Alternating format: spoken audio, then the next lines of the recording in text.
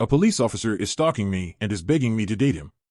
But my friends are calling me awful for not going out with him because it is romantic.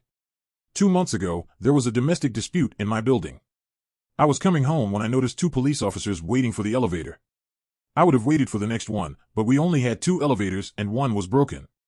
I rode up with the officers and was surprised to see that we all got off on the same floor of mine. The disturbance was in the unit next to mine. I've only lived here for 3 months, so I don't know any of my neighbors. I didn't think too much of it then, so I closed the door to my unit.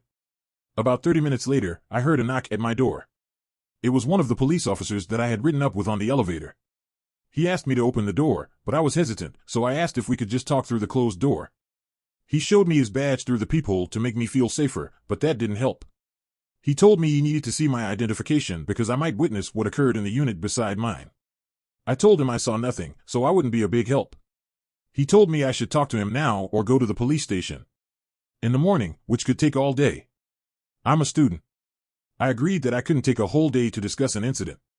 He didn't come inside my place. We chatted at my door. He asked me for my ID, so I gave him my driver's license. He wrote down my information, my number, and told me he would be in contact. 2 days later, I spotted him at my building after coming home from class. He asked me how my neighbors were doing, and I said fine and tried to get into my building. He stopped me and said he thought he and I had chemistry the night we met and asked me out. I told him I had a boyfriend. Lie and sidestepped him into my building. The next day, I got a call from my grandmother. She tells me that a nice police officer came by and asked me very personal questions. The person she described sounds exactly like the police officer who asked me out. My license has my grandmother's address. I lived with her before and haven't had time to change it. At this point, I was freaking out. I told her not to talk to him or answer the door if he returned.